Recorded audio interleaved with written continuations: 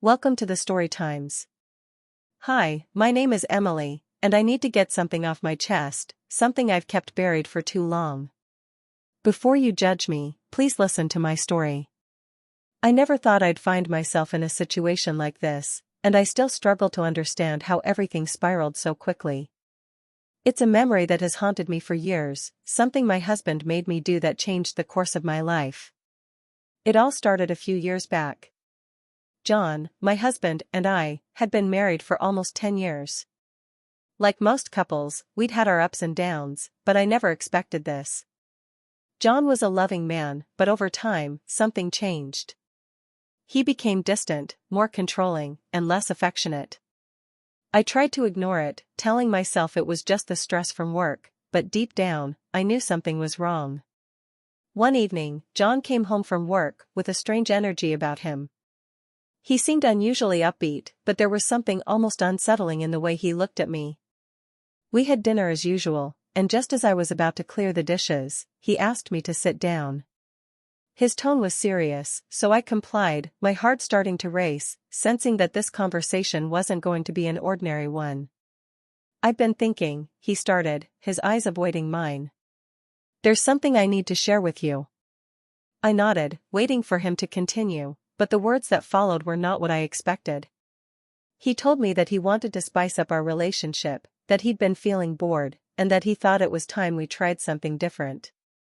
At first, I thought he meant a romantic getaway, or maybe some counseling to rekindle the spark. But no, what he suggested was far from that. "I've arranged for us to meet two men," he said bluntly. "They're coming over this weekend." I stared at him, not understanding what he was getting at. I didn't know if he was joking or if this was some sick test, but his expression was deadly serious. My stomach twisted, and I felt a wave of nausea wash over me. "What do you mean, two men?"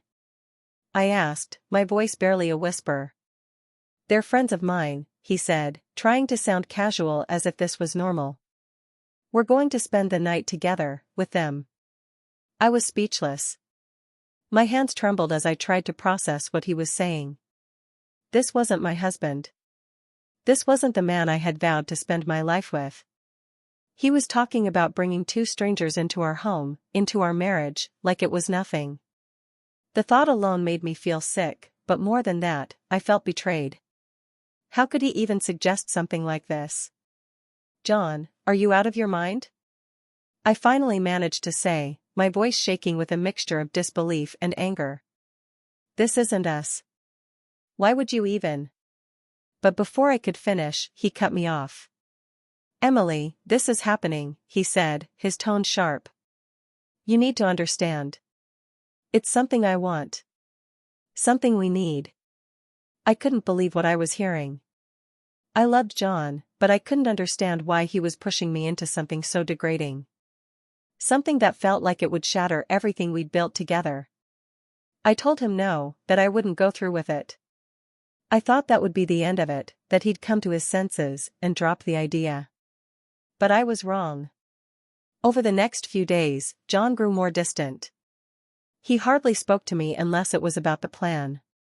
He started coming home late, and when I asked where he had been, he gave vague answers. Our conversations became tense, and the love that once filled our home was replaced with a suffocating silence. I felt trapped, isolated, and confused. How had our marriage come to this? By Friday, the dread had settled deep into my chest. John was insistent that the meeting was happening, no matter what I said. I considered leaving, packing my bags, and walking out the door. But I didn't. As much as I hated to admit it, part of me was still holding on to the man I thought I knew, hoping this was just a phase, something we could work through. I wasn't ready to throw away our life together, but at the same time, I couldn't bear the thought of going through with his plan. Saturday evening arrived too quickly. The men, John's so-called friends, arrived promptly at 8 p.m. I sat on the couch, my hands clenched in my lap, trying to hold back tears. I didn't even know their names, and now they were sitting in my living room, talking to my husband as if they were old buddies. The air was thick with tension, and I could feel their eyes on me, watching, waiting. I wanted to disappear, to run out of the house and never look back. But then John leaned over to me, his hand resting on my knee. "Emily, it's time," he whispered. I froze, my mind screaming at me to get up and leave, but my body refused to move. John's hand felt like a weight on my knee, anchoring me in place. I couldn't look at him, and I certainly couldn't look at the two men sitting across from me. My heart pounded in my chest, and the room seemed to close in around me. "Emily, please," John said again, his voice lower now, almost pleading. There was something in his tone that made me pause.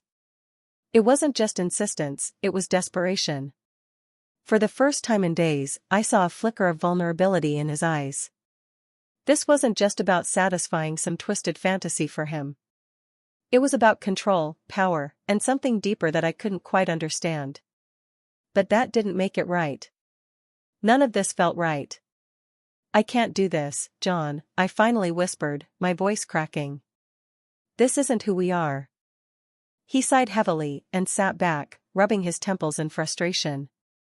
"You think I want this?" he muttered, more to himself than to me. "I'm doing this for us, Emily. Don't you get that?" "No, you're not." I shot back, finding a sliver of strength.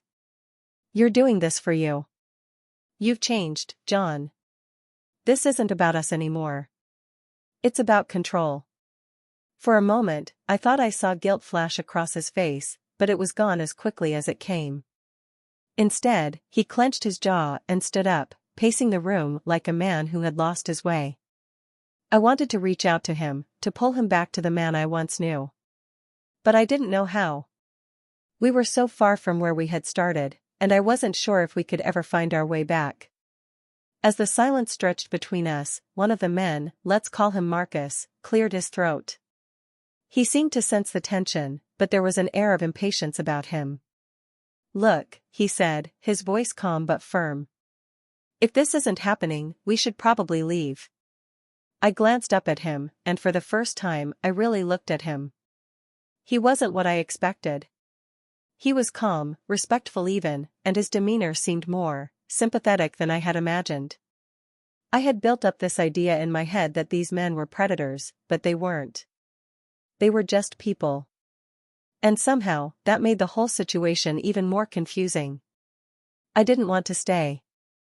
I didn't want to be part of whatever this was becoming. But the weight of everything, the years with John, the love we once shared, the hope that maybe, somehow, things could go back to normal, kept me sitting there. I didn't know what to do. I felt trapped, suffocated by my own indecision. Then John spoke, his voice quiet but resolute. "Emily, if you leave, we're done." The words hit me like a punch to the gut. I looked at him in disbelief, trying to comprehend what he had just said. He had drawn a line in the sand, and I had to choose which side I was going to stand on. I felt tears welling up in my eyes, but I blinked them back, refusing to let him see me break. "I've given you everything," he continued, his voice steady but cold. "I provided for you, loved you, and this one thing is all I'm asking for in return." I stood up, my legs shaky but determined. "This isn't love, John," I said, my voice barely above a whisper. "This is manipulation." His eyes flashed with anger, but I didn't care anymore. "I couldn't do this. I wouldn't do this." I turned toward the door, fully expecting him to yell, to grab me, to try and stop me. But he didn't. Instead, I heard him mutter under his breath, something like, "You'll regret this." Maybe I would. Maybe leaving was a mistake.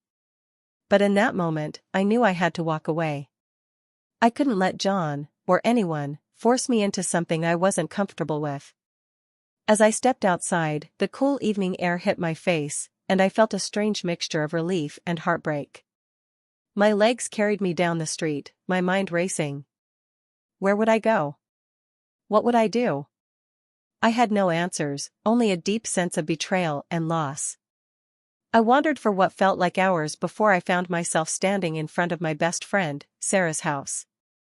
I knocked on the door, praying she was home. When she opened the door and saw my tear-streaked face, she didn't ask any questions. She just pulled me into a tight hug and led me inside.